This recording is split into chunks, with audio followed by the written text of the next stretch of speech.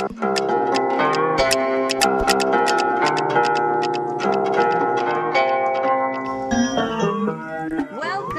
to Make That Paper, the show where we talk about all the crazy jobs we do to make the cash we need to pursue our artistic dreams. And to acquire lots of random shit so you can eventually rent it out to the industry. Today, we're talking about the pre to post-production post and the foreign film function. And let's not leave out the old corporate video vocation.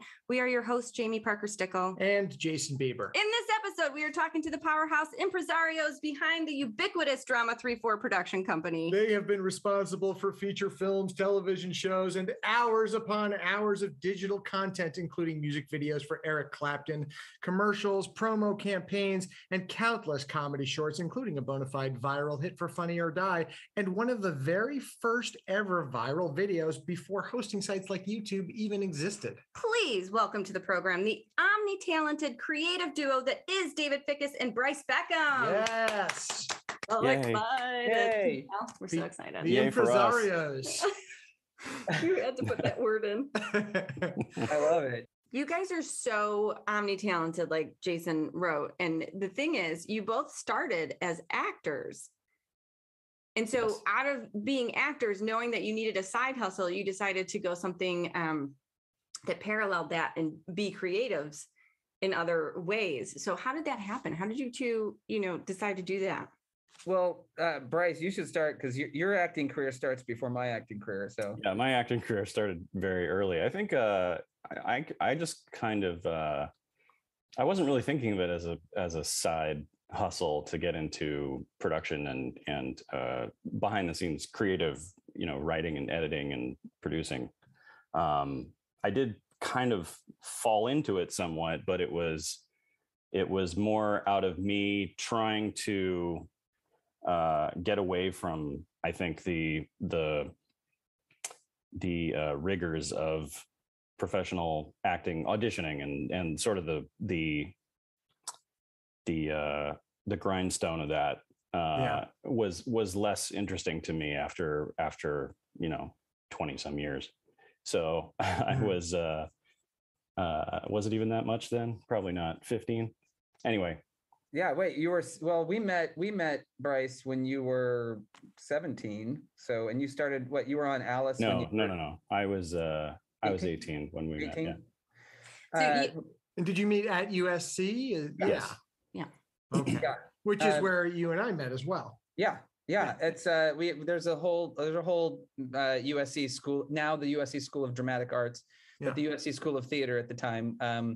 Brice was a freshman when I was a junior, and I was there. We were both BFA acting majors, and I want to say the first time I realized, there was a couple of moments, but I knew who Brice was, and also who was in your class was Jeremy, right? For like one semester.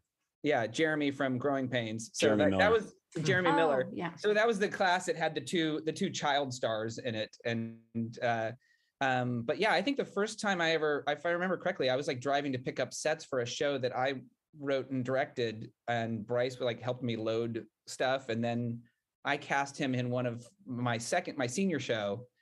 And my favorite story of Brice kind of realizing who he was and this is who he's been with me for 20 years now, which is crazy. But we were painting sets till 4 a.m.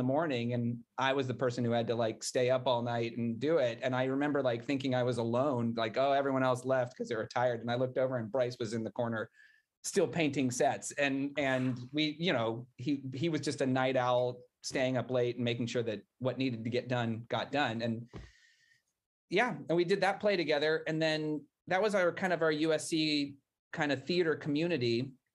Brice was, you can talk about Namaste Theater Company too. We all just kind of came out of school, and I was doing a lot of shit. I was doing a lot of editing and all that stuff. So well, and you also you minored in film, right? Yeah. So that was my question. Where did you get the editing skills in a BFA program? Well, I came from Arcadia High School, and we had a kind of a closed circuit television program there. I had a very weird high school. Like in my high school, I had already written and directed my own shows, and I was making all these spoofs and these parodies. Like we remade all of Terminator 2, and I played Linda Hamilton. I was very good. And It's great. I'd like, can you still do the chin-ups? I could still, yes. Oh yeah. The jog down the hall is the best. He's got that down. I got that run. The closest I have to that is I can walk like the Tyrannosaurus in Jurassic Park. But that's also a valuable skill. Yeah. I'd like to see him chasing Linda Hamilton down the hall. Yeah. So. Well, we should do that. I'm here for that. Yeah. That mashup. We need that mashup spoof. So I was editing and doing a bunch of stuff. And then when I got to theater school, I quickly realized that like I was kind of not everybody had that kind of upbringing. So I was already doing a lot of original works and editing, and I was an anchor and a reporter, and I was always going back to my high school to use the equipment and shoot movies to save my grades. I put Brice in some of those, and then I got into the film school, and then I kind of met more of my film community. And when I got out of school, and Drama 3/4 started with those 2 independent student productions at USC. And then I made my short films under that banner. And then when I got out, I did a feature. And then Brice was always just a huge part of that community when we started doing the showcases. And I was just hanging around. He was. Yeah. Brice, let me ask a question. One, did you ever say to David, well, I'm a SAG working actor, so you're going to have to pay my day rate, number one. Number two, I'm a really big famous child star. Like at any point where you're like, does this guy not know who I am? That goes over really well in college. Yeah. Do you not know who I am? Was that why Jeremy Miller left? Was he like, people don't know who I am, I have to No, go? honestly, he just left the theater program. I think he wanted to do something different for his major. I don't even actually know what he switched to. But Also, Brice also left the theater program. Well, that's true. I did. I didn't. Just did 2 years. I didn't exactly graduate. Yeah. So how Brice and I officially partnered. I mean, It's funny. You mentioned in the intro like some of the viral videos and all that kind of stuff. So we even before we had worked with Liam on the shoe stuff. Before that, there was a bunch of like other kind of pre-YouTube things that Brice and I were both part of, and there was one thing we did called the Anakin auditions, which was like a parody of like the Anakin casting tapes that became weirdly viral before that happened, and it's when bandwidth actually you had to pay for it. Right. So like my $50 movie with all my acting buddies, once it was on the internet and it went viral, like it was costing me $2,000 a month to like host. And I was like, take it off, get rid of it. But that was the thing that turned into an idea to do like a Larry Sanders casting office show. And I had written a bunch of stuff, and Brice was like proofreading my writing. He would like, basically he helped me format my feature script, and Brice is very grammatical. Is that a word, Brice? Did I say that right? Yeah. Not one usually applied to a human being, but yes. But Brice, does that mean that you're more of the technical writer in general in your relationship? Yes. Yeah. In our partnership, Does structure come easy to you? Yes. Yeah, I would say, generating content is harder for me than kind of fixing it up and punching it up. So Dave kind of does the heavy lifting with just kind of rapid firing out as much as he can. And then I come in and shape it and kind of reorder it and, add my stuff. And that's kind of how we work. We need a Brice. Yeah. You follow the elephant around with a broom. Yeah. Right. Yeah. Right. Yeah. It's interesting because we, when he first did, it was that GKB casting show that I wrote a pilot, and then like he proofread it, and then he said, hey, I'm sending it back to you. I also wrote a couple of scenes in there. And I was like, you did? Yes, he did. Excuse me? Yes, he did. And then I read them and I was like, oh, that's pretty good. That's pretty good. And that's how we kind of formed our writing partnership. And then when we did the showcases of the live shows, which was very hodgepodge and everybody was writing together, but Brice would always kind of polish, and we would pitch stuff. But what Brice said is exactly how we edit and kind of how we produce and how we write, which is my, supercharged too fast brain will throw out too much, and then Brice will kind of like distill it all and kind of repitch it back to me, and whatever, I'm constantly auditioning things. So when I write something, I'm like, here's 3 jokes for this moment. And Brice will be like, I'll curate. Yeah, he'll like it, or he'll fix it, or he'll find a 4th joke. So it's always, and we edit the same way. Like I'll do like the really, like the rough, unpolished, here's multiple takes, here's a couple of things or whatever. And then he goes and fine tunes it. And I actually don't even know, you said I did the heavy lifting. I don't know if that's true. I think it balances out, but it is. Well, yeah, that's true. I mean, I definitely put a lot of work in. Let's give credit where credit's due. There's a lot on my end of the equation for sure, but I just I get the jobs, so he's out there hustling, and I'm in here tinkering. So all right, super valuable. Sounds like it's a good partnership. Yeah. Now this is all the creative work that you guys do together, and what's amazing about this side hustle, that is Drama 3-4, is that it evolved around your creative work, but it's not all your creative work. It's also just a bunch of jobs that y'all are doing for other people, other companies, and even even when you do it, it is creative. But where do you draw the line where you say, okay, this is a fucking job, and this is our stuff? Like, it's hard to we were talking about this when we knew we were coming on here, and I had written that email saying, hey, these are all the side hustle things, and then Brice was like, none of that's a side hustle. I was like, I think all of it's a side hustle. I don't know if you understand the term side hustle. I just like I get, because a side hustle is supposed to be something that you do in addition to your career, right? In order to like keep yourself afloat. And I think but I get what Dave is saying, which is that it feels like all of our jobs are odd jobs. Yeah. Like we are kind of the handyman of production, in that we just kind of, this person in 14A needs some corporate animation, and the girl in 3B is doing a self-tape. Yeah. So that the bitch in apartment 3B? Yeah, that's her. That's her. Right. That was that. That's her. Yeah, and I think she's auditioning. I think it's funny too, because I think of how we can now reflect on this, because like the company officially became a company in 1997 with a very specific non-side hustle agenda, which was make an independent feature film. And in 1997 to 2000, in order to make a feature film, especially we shot on 35 millimeter, like you had to do all this kind of like traditional stuff. And it was in, I think 2000 when Apple came out with Final Cut Pro and the editing systems that changed. And like, basically you needed an $80,000 Avid to cut our movie. And then suddenly for like, $5,000, you could get a full on editing system. And so that gave me, at that point, Drama 3-4, an ability to kind of have an office and just create a business. And that side hustle became like acting reels and editing stuff. And I think for Brice too, like you were doing a lot of graphic design and you were getting hired for like posters and graphic design stuff. And so he was learning animation and graphic design. I was, I had already been editing, but I was learning like computer editing and how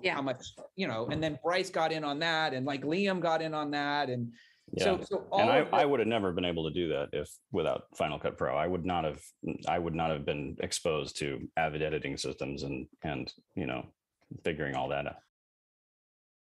We'll be right back after a word from our sponsor. You know what I bet our listeners are thinking right now? What's that, Bieber? They're probably thinking, this podcast thing is so easy. I could start my own podcast. And you know what? They're right. Yeah, we've been using Anchor for a few months now, and it has totally changed our game. Anchor is the easiest way to make a podcast. Let me explain. It's free! I said, let me explain. Fine. There are creation tools that allow you to record and edit your podcast right from your phone or computer. And Anchor will distribute your podcast for you, so it can be heard on Spotify, Apple Podcasts, and pretty much anywhere podcasts are streamed. You can make money from your podcast with no minimum listenership. I mean, it's everything you need to make a podcast, all in one place. And it's free! Yes. Download the free Anchor app or go to anchor.fm to get started. Let's get back to the show. Yeah. So to support that, the business Drama 3-4, you were editing acting reels, and what was the other thing you said? You were editing actor like reels, sizzle reels, and sizzle like reels. we would get odd jobs here and there. Like I got, I mean, this is always funny. Like I remember I did like the Tri Delta sorority rush video for like 1998 or something like that, and I was the only boy who had to go to project the video, and I actually went through Rush for like 3 days, and that was Did it blow your mind? Blew my. Were you in a sorority? I was a Sigma Kappa. I mean, Rush is a bitch. I've never been in a situation where I've heard screaming become white noise. Like it was girls clapping and screaming and each other, but you know, it was insanity. But also, I did the value of it too. I actually was like, oh, these are a bunch of young girls who are coming together and like they wear the same shirts and sing the same songs. And well, I think I mean, this is a side note about sororities. Everyone's always like, oh, you're in a sorority? It doesn't seem like you would be. You don't have the personality for it. What people fail to realize is a sorority. I went to a very big university. I went to Michigan State University. It's a huge campus, huge lecture halls. Reducing the size of that to feel safe and protected within a group of women was everything. Yeah. You know, you're on co-ed floors in the dorms. I was very sheltered growing up. So joining a sorority just gave me, you know, reliability and like a place to escape. And it was, you know, like going to an all-girls school all of a sudden. And that felt really safe to me. So there are valid reasons. Yeah. I saw that for sure. I always, and then the part that I always got like a little freaked out. I mean, obviously being at USC, and I was not in a fraternity, and my dad and my parents were all like fraternity people. And Jason, were you in a? I was not. I was also, my dad was in a fraternity, and I had the invitation to join. I was in the theater school. We were in the theater school. That was a fraternity. That was it. Yeah. Our theater school was not. I was in a band, and I was in a band for like 10 years from that time. And we would play all the frat parties and stuff like that. So I got to experience a lot of that culture without really having to dedicate myself to it. But yeah, shooting their video. Yeah. And like, doing their videos. Oh, that was hilarious. So that kind of going back to the editing stuff, like that was, we would just get jobs. Every actor needed acting reels, and I knew how to take the VHS tape and turn it into, we had these racks of VHS things to make copies of them and send them out. And so that was the idea of, okay, well, how do I get paid with these skills to kind of keep the lights on, which will buy me time to do the main hustle. And which is to create our own stuff, to write and produce our own material. Well, let's not neglect the idea that Brice might have been getting $7.77 residual checks from Mr. Belvedere. Was it Small Wonder? No, Mr. Belvedere. No, right. Wonder Years. I was on an episode of the Wonder Years. Oh, right. Okay, there we go. But you can't. I mean, that's not. That's not the way I see this. Yes. And I see this as kind of unique, a first time for our show. Yeah. Where you've got this entity, this production company that it itself, not the two guys we're talking to, because you guys are just cogs in that machine. The company itself. It's larger than us. You guys have built something that you've poured yourselves into, and it is an extension of yourselves.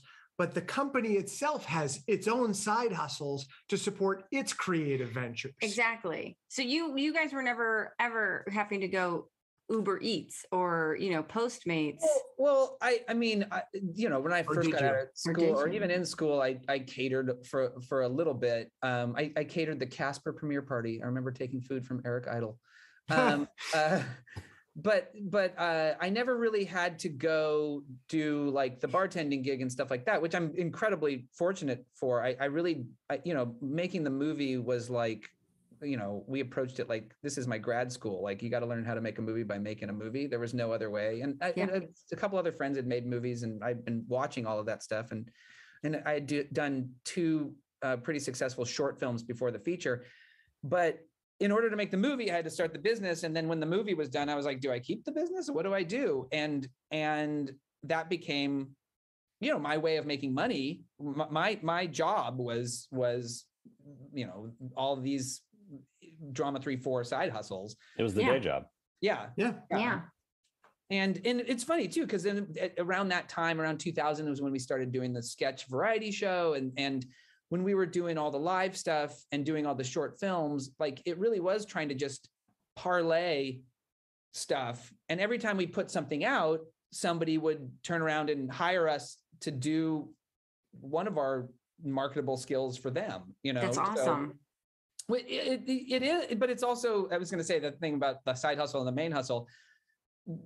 Even right now, Brice, I think you would probably agree with this. Like, it's hard to tell what is what, like we are doing something that we're in post-production on something that we creatively love and been doing forever, but we still have like, somebody came in and paid for it, and we still have to like do notes and make sure the bosses are happy, even though it's, our pure creative, which is no different than a network or a showrunner or. Yeah, absolutely. Yeah. But you've done all those things in the first 10 years to support being able to do these things, which was the goal with the company, right? Is to be part of the creative team, to be the source that people come to. We also have continued to do those earlier things. I mean, like a lot of the jobs we do are just kind of, work for hire, adding our skills and our talent, obviously, which is, why we get the work. Yeah. But it's not being paid to create our own stuff. It's still, people bringing us things that they need done. And then, we do it for the money, and, we invest some creative energy in it. And, we take pride in our work, but I think a lot of it is, and this is where the balance is tricky, but sometimes, we get hired to do things, they don't have enough money, we do it. And like the passion versus work balance is like slight, like, I'm always going, okay, is this 100% passion where we literally just go shoot something that we love and we bring everyone together and we do that? Then you have like the 50-50 thing where like we're partnered with Beat Garage is a good example of that. We're doing all these music videos and doing all this stuff. And like passionately, we get to do music. We do stuff that it's more creatively fulfilling than, Wolfgang Puck food videos, although those are kind of fun too, because oh my gosh, people love watching food videos. Food videos is like porn. They've actually made food porn. Like you just watch a girl eat a Big Mac for 2 minutes. And I really didn't understand it until I did this fasting. And then I was watching girls eat Big Macs for 2 minutes because I was like, oh my God, I'm fasting and this is terrible. It's really good. I did not know that was happening. Speaking of porn, I didn't want to lose this thread. You said you brought, what happened? You brought softcore porn to Scotland? That was a good segue. Part of your job? Right. This is a great example of how, what we did, what we would kind of naturally do would showcase one level and then somebody coming to us and saying, hey, can you do that for us? So did you ever go to the Fringe Festival?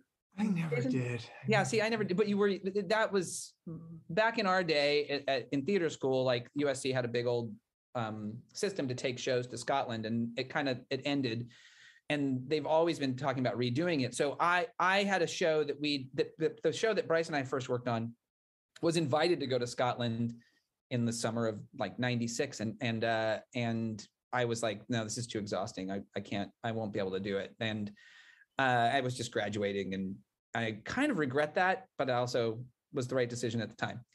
But years later, I've always wanted to go do the Fringe Festival, and our friend Mike, who is a writer, we've collaborated with him for years, and he was on Burn Notice, and Brice and I both ended up on Burn Notice through Mike and Matt Nix. And he started his writing career with writing like kind of Skinamax. It was for Showtime. What was the show called? Or what was it, Brice? What was Red it? Shoe Diaries? Yeah, No, it was what was the name of it? It was like that. It was in that pocket. And so he wrote this horrible script, and then that one got made. Then he wrote a sequel to the even more that was even more horrible. And he showed that to his now wife and was like, "Oh yeah, I wrote these things." And she thought it was so funny. And she said, "You should have Fickas and the Drama 3-4 and the Showcase people do this as like a stage reading." So they kind of came to us and said, "Would you do this as a show?" And we figured out how to do it. And all the sex scenes were just listening to Carlos Santana's Smooth. We would play that, and then the actors would do some kind of like interpretive dance, body movement. That is brilliant Foley art. The sex scene. And the line in the script was always, "And then hot sex ensues." Yeah. It was very silly. We put it up here. A guy from the Fringe Festival said, "You should take this to Scotland." And the next thing you know, we for the first time, and this is in 2016, this is the first time that Brice and I had really like shut down the company to go do something like that. Huh. And it was really amazing and bizarre. And I think we both were like, "Oh, we got to figure a way to get back there and take non-softcore porn." Although we loved the show, like we had fun. Yeah, we loved the show. It was really interesting to see kind of how it translated over there, because obviously they speak English, but their style of humor is very different than ours. And we thought it would, we thought there would be no issue because that kind of raunchy broad humor seemed like it would be up their alley. But there were some differences, especially with the kind of the crowd that is there. Mm-hmm. And what they're used to seeing. Yeah, there was like two crowds showed up. One crowd would show up and be like, "Oh, this better be funny," and then the other crowd would show up going, "I hope I'm watching live porn." And the live porn audience was definitely disappointed. And the other thing was like we had to win them over and stuff like that. So we had some like rowdy crowds that were like that didn't. It was surreal. I mean, you do 30 shows, and the Santana fans were probably also not amused. It's so funny, by the way. And so here we are in 2021, 22, but we just for this thing we do for Beat Garage, we just cut this whole promo that's all about the guys that are in the Santana band. And I was like, it just all intertwines and becomes like, bad code in the matrix that we're living. It is funny when you've lived here long enough or been in a scene long enough, like everything does come round and you're like, God, like, I don't know. Yesterday, we talked to Second City guy, Dave Rosowski, in the morning. And then I got 3 emails about Second City stuff. And I was like, wow, that's weird. And then I got how many text messages about Second City last night? And I was like, what's happening? It's because we have an Alexa. Yeah, she's telling everyone. Jamie's talking about Second City. Mm-hmm. So it is weird though when you're in something in a system long enough. And I do think LA is a system, and a lot of people don't last. And it starts to get smaller as you get older. Like, sure, new people come in, but they haven't proven themselves. They haven't been here long enough. We don't know if they're going to leave yet. Yeah, but it gets so much smaller, and you look on Facebook, and everybody knows everybody that's still here. Yeah, and it's wild. It's so wild. And it's our community too. And I think that's a lot of the conversations I've had with some of the USC that, I'm on the alumni council now, and we talk a lot about, that transition from school into Hollywood, which is just such a strange transition. It's like being launched out of a t-shirt cannon. Yeah. And even now I'm reflecting on it in ways and understanding it now in ways that I'd never had even then. Like, like I was very fortunate to kind of have that bridge semester to do film and then to kind of make a movie, and kind of like I threw myself into the fire of doing that. So, and smartly so. Yeah. And Brice and I think we both had this, like auditioning, which is funny. I just literally put on this morning, I had to be like, oh, submit my self-tape. So I still do that when it comes in, but it's not that same, it's not that grind that when I first got out of school and got an agent and they were like, you got to do this, this, and this, and just audition. And you see the rewards of people in our community that just kind of hit, just to singularly focused that. But Brice and I don't know.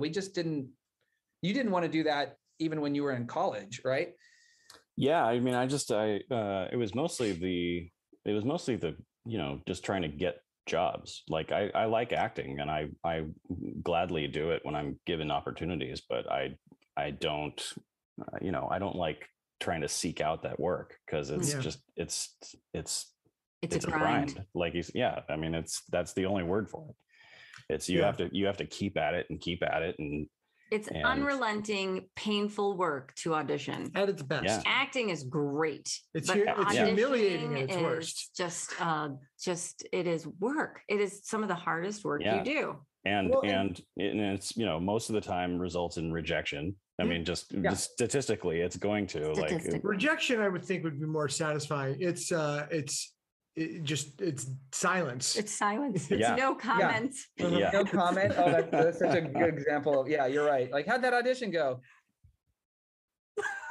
It's like, and at least here, at least in the old days of like 2 years ago and before, you could at least like leave the room and wonder, well, I think the guy in the room didn't like what I did, so I probably fucked it up, so I'm probably not getting it. Right. But now the only guy in the room, at least for me, is this lady right here. I'm like, no, just kidding. Well, that's right. Well, look, I will say my partnership with Brice, and we say this with Ken Michael, who we work with, or I always say this too, but like, Brice is not easy to make laugh. But when you get Brice laughing, it is one of the most joyous things in the world. Like there's been multiple moments, and I know Brice is, if I even start talking about the band photos, he'll just start giggling about it. But when you have an audience like that, or a friendship like that, really, but that friendship that also crosses over into your creative life or whatever. But pitching Brice ideas is the most fun thing in the world. Like, I got you pretty good the other day with my vacation idea, which I don't know. Do we hold on to that? We don't put that on a podcast, right? Don't spill it. Don't spill that. But I don't know if this is a creative idea or if you're just inviting him somewhere. But exactly, we're gonna go on a vacation. It was the funniest idea for a vacation you have ever heard. Yeah. But finding that community and that partnership and that kind of creative crossover is I don't know, it's riffing off of what you're saying about the auditions. We started doing the showcases and the live shows because I realized, I had made a movie that I had written and directed and starred in, and it did film festivals and did all this stuff. But I really was like, how do you perform? What do I do now? Like, I can't just make my own movie over and over again. Like, I need to find people to finance movies and do all this stuff. Mm-hmm. And the most practical thing to do was do these sketch variety shows, these live shows. And I watched that change our whole group's dynamic because we had an outlet and we had an audience, and it made all of our auditions better. It made everything better because we suddenly we weren't relying on just that time in the Felicity audition to feed our souls. Yeah. And then that stuff carries over. And then that's the kind of do the stuff you love, and the other stuff comes to it. But I say that out loud and I'm still like, oh, and we need new representation. You're like, oh. Yeah. Yeah. We definitely jump when they call. But so let me ask Brice something really quick. You didn't finish the BFA? No, I did not. So did you drop out for work? No, I dropped out for personal reasons. Really, I just I had kind of I'd had it with trying I had spent. Was it John Blankenship? No, it was not John Blankenship. I had very few interactions with him, but they were always very Because pleasant. he tried to crush me. Yeah, no, I've heard some stories, but yeah, no, my aunt went to the school of theater and knew him and had classes with him. He's been around for a long time. He's been around for a long time. He was wonderful, actually. I'm not talking shit about him, but he was our Dumbledore. He was our Dumbledore. That's a very apt comparison. Were you Ron Weasley? He's for me personally, the only D I've ever gotten in my entire life in a grade was from John Blankenship for directing in the directing class. I was like, and that's the thing I ended up doing. I was like, but he's hilarious because I didn't do fabric samples for Hedda Gabler. You know, I got a D in AP English, and I wound up becoming a writer. So well, here you guys are. I mean, we're actors, and we take rejection personally, and we feel. Yeah. Well, I'm going to tell you guys. That's why I went to grad school and got my MFA, because all they do in grad school is tell you how wonderful you are. They're like, "Oh my God, you're so good. You're so good," and they give you A+, and they're like, "Don't ever let anyone tell you you're not a perfect writer, because you are." And I wanted to go back and be like, "Listen, undergrad professors." The grad school in California said, psh, but that's why you seek out validation. Like, no, I know I'm good at directing. No, I know I'm good at writing. And you seek out the validation in the work that you do. Then, it drives you to put out a lot more work, in my opinion. Yeah. So Brice, when you dropped out, is that when like art and graphic design kicked in for you? Is that? Yeah, basically I just gotten I actually, the theater school was fine. It was more the rest of academia that I was like, I'm never going to get through this. I can't write papers anymore. And that's still the hardest part of our work, is like when we have to do like one sheets and stuff like that. Like anything that requires kind of like essay writing is the worst for me, of just like trying to agonize over how to get it right. So I'm sorry. So the acting was fine, but yeah, I was also kind of getting computers were getting more advanced. Personal computers were getting more advanced and allowing me to kind of do more with them than I had before. So I was learning animation programs and Photoshop and Illustrator and things like that, and kind of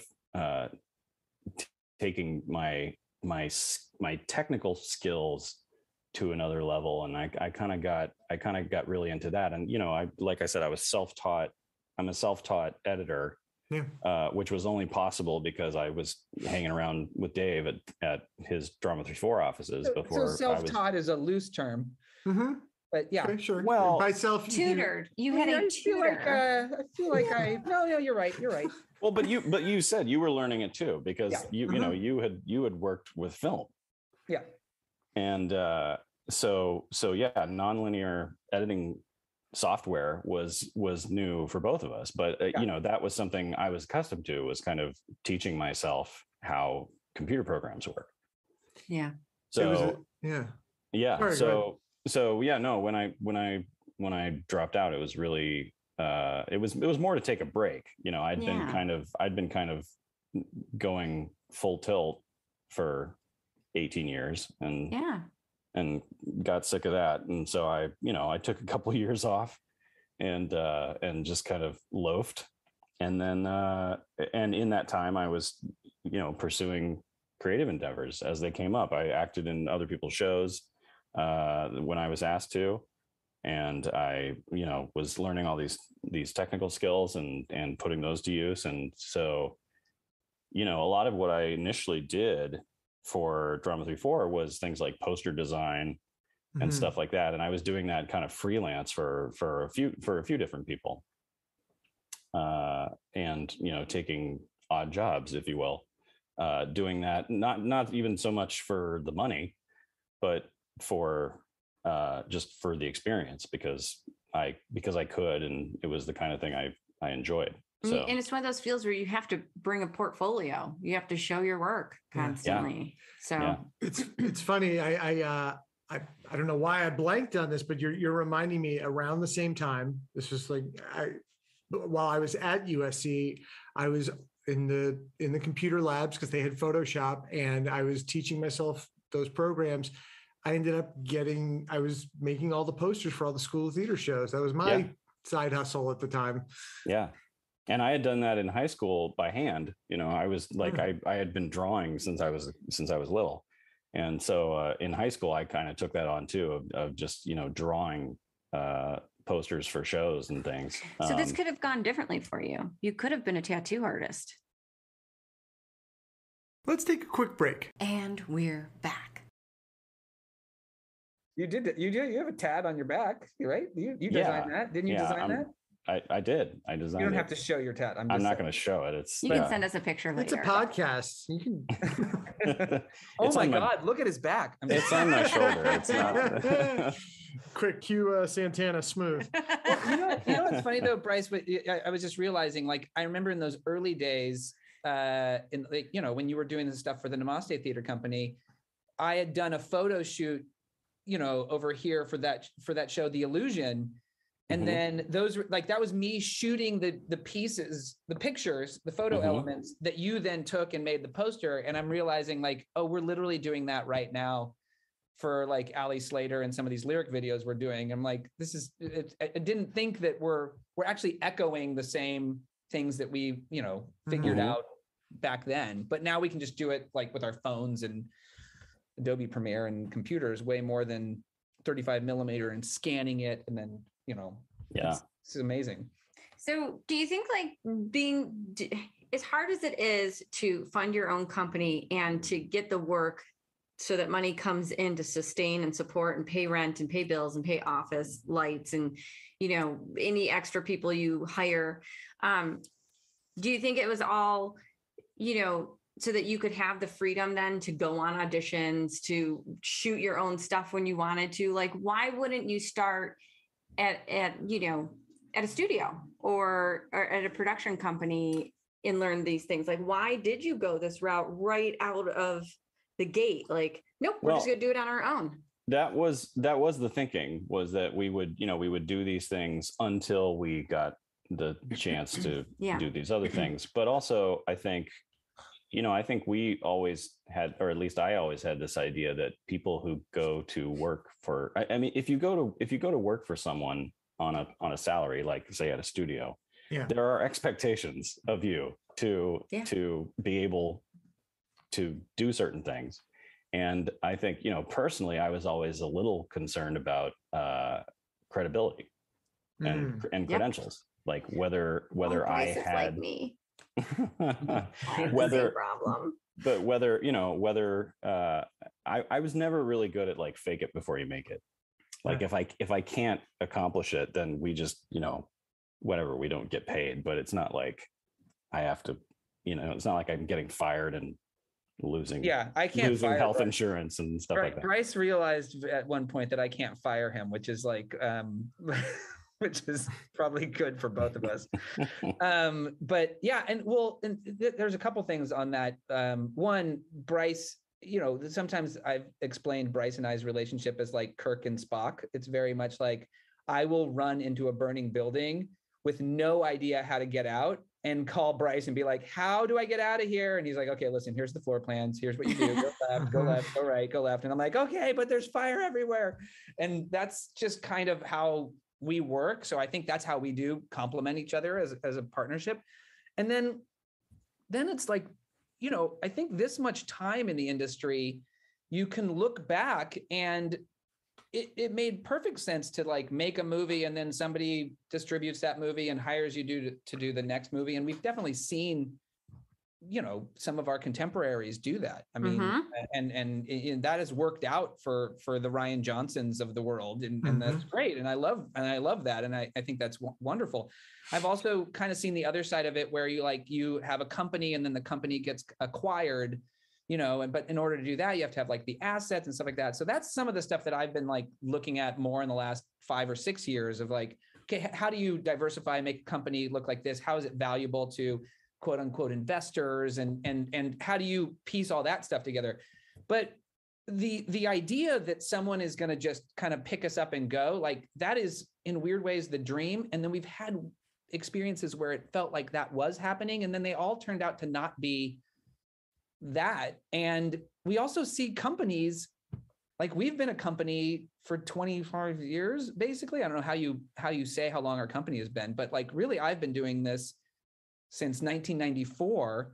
And I could rattle off companies like Artisan and Good Machine and all these companies, and all the YouTube companies like Maker Studios. When you watch all of these companies be like, oh, we're the hot shit, and then they implode or get sold or do all this stuff, you realize we're knocking on doors for approval of companies that may not actually be real. And so you kind of take care of yourself a little bit more. And I would rely on our community and our kind of Drama 3-4 people. And it was just, everyone became more reliable than what my agent told me that this company was. Cause you get that. Yeah.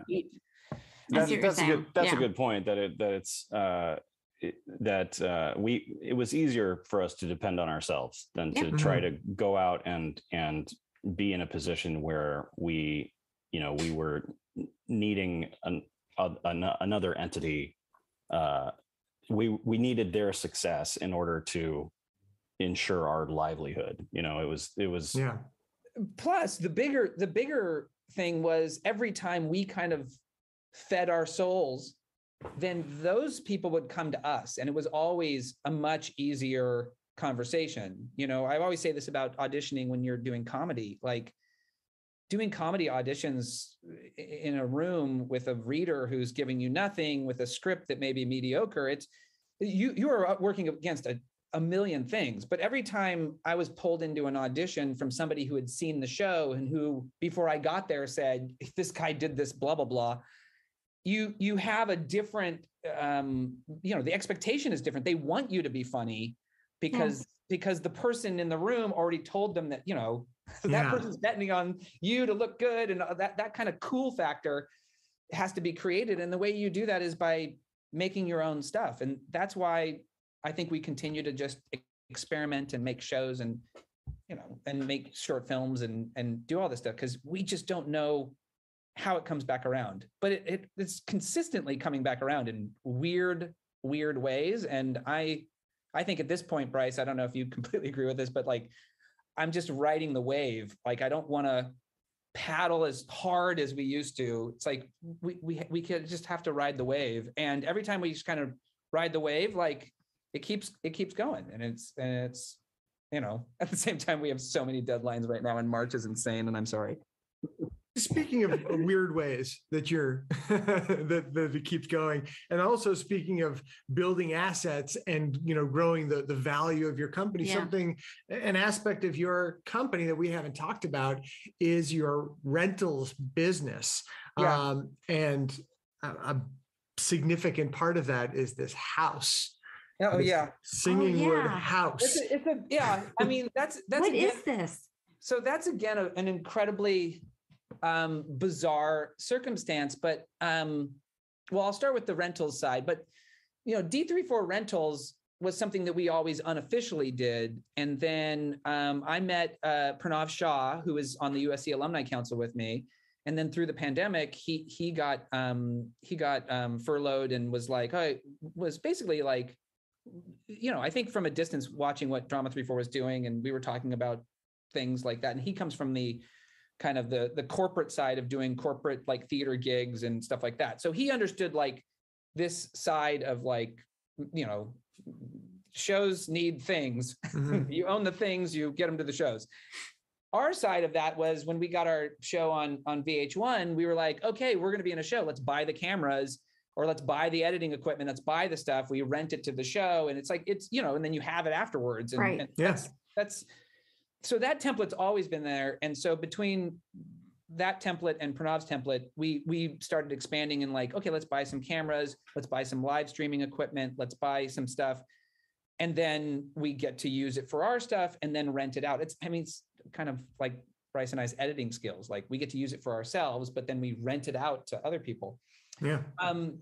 So that's the first part. The second part is this house, which is in Arcadia, which is a family friend of mine, a guy I grew up with, played Little League with. He called me, and sadly, both of his parents had passed away, and they have this house, the family house that I used to grow up in. And the dad and the older brother are big game hunters. So in their game room, which when I was a kid, there was a handful of animals in there. Is big game like when you go abroad? I mean, because you can do the no. lottery and shoot bear here, but you have to get in the lottery and it's very A rare. bear is big game. Moose is big game. Yeah, no, these big are animals, right? These are exotic animals. These are from exotic around the world. abroad. Yeah. Okay. Yeah, Usually big They game. have a Okay. giraffe. There's a giraffe. This head is in there. disgusting. There's a Okay. giraffe. There's a whole Well, giraffe body in there. It's just not for me. It's Jesus. not- basically, he was like, "What would you do with this taxidermy? Would Hollywood figure this out and all that?" So it started with like props, really. Yeah. And then I went over there and I was like, "Well, what's happening with the rest of the house?" And I was like, we can put this on a location site, and that turned into a couple other conversations of putting houses on location sites and like really part of D34 rentals. And I think our expansion was always like the idea of props and wardrobes and locations and beyond just gear. And that is, again, like an extension of the community. Like it's stuff that we need for ourselves. And I know if we need it, then other people need it too. And that's kind of how we're expanding. So this one location is kind of under our umbrella. And we were able to shoot our pilot presentation there last year. And we're going to probably shoot, we have this home improvement show called House Place that with the access to that house, we might be able to, keep our costs down and do a whole season of television and all kinds of stuff that, again, super random, that my Little League friends were like, what would you do with this, Fickas? And I'm like, Burn it to the ground. Everything. Or yeah, We can make you some profit on that. yeah. We'll be the property managers. You're basically the property managers. Yeah, and it's featured in there's a new Sheryl Crow documentary that's coming out that's at South by Southwest, and they went and shot there for a couple of days, and cool. Awesome. so it's work. I mean, it's slow and steady, but we've also had to like clean out the house, and there's they have all this old. It's really fascinating if you're into vintage stuff. I mean, they have like the remote controls and like the directions and stuff for like 60s televisions and stuff. It's really quite bizarre and awesome. We sort of had a similar experience. We had a carport and we built it into an Airbnb garage. Yeah. But we lived there. That was our house next door. But we had so many production companies that shoot music videos ask us to shoot in our Airbnb. And it was literally a Murphy bed that came down. It was tiny. I absolutely would have done it if they actually wanted it, but CBS passed. But CBS, we would have said yes. Yeah. But the music videos, we were like, hard no. Every time. Well, hard no. this crazy house, which we turned into a serial killer's house for our comedy project. I can see that. I can see that. And that was perfect for that. But also, I think it was, I don't remember if it was American Horror Story or somebody was looking at it. And if even a couple of commercials that came by and scouted it, like one commercial would just, is so helpful to the idea of eventually creating the animals, and we want to actually get all those animals out of there and do a bunch of stuff, and the family needs to keep it. Can I pitch a home makeover show? Yeah, I mean that's what the House Place thing is. Like, that's what our House Place show is like. Is a comedy of those worlds. And should we open up to museum tours of the oh my god fans for big game? I didn't even tell you about the real bears, but then hilarious. Oh yeah, there was an actual bear, like a living bear. Inside living? I was in under there the house. editing. We set up some editing stuff in there, like doing transfers and stuff like that. And I kept hearing shit under the house. And I finally was like, what is that? And I thought somebody was in the house. I was walking around and I went out to the side, and turned out there was a mama bear and a bear cub living under the house. And they became my friends. Mm-hmm. And every time I would go there, I'm like, oh, I could stomp on the floor, hear them moving around. And I was like, this is insane. And we had to like do a whole thing to get rid of the bears. Like we had to scare them out of there and put cayenne pepper. And I would think if I was a bear, I would not I would not set up shop under the death house. Part of the process of doing the house play show would be to get the animals out and make it a more thing. Like there's now a bed in there, but most of the beds and the mattresses were taken out. So it's really just kind of like a big storage unit where you can kind of matrix or Tetris different furniture pieces. But somebody could live there. I mean, it's really nice. I thought of it myself. I was like, do I go live there for a while? Do I put my pool looks sweet? Yeah. We've done some good shoots there though so far. It's been fun. So I want to pivot for a second because you guys wrote a movie that was the #1 at the box office in China, and I watched the trailer for this thing. It's called Hollywood Adventures. Yep. This movie looks awesome. Now you listed this as a side hustle, but this seems like it would be like this is the thing. So tell us, like, were you contracted to write it? How did this end up happening? Yeah, I mean, basically, that's I think the only reason that would qualify as a side hustle is because it wasn't really our project. You know, it was we were hired, we were brought on to write it, and we did sort of the initial drafts. We didn't. The final product isn't exactly what we wrote. You didn't translate it to Mandarin. Well, no, we did not do the Mandarin translation. That was not on us. That was all Google. Well, I have a screenwriting professor.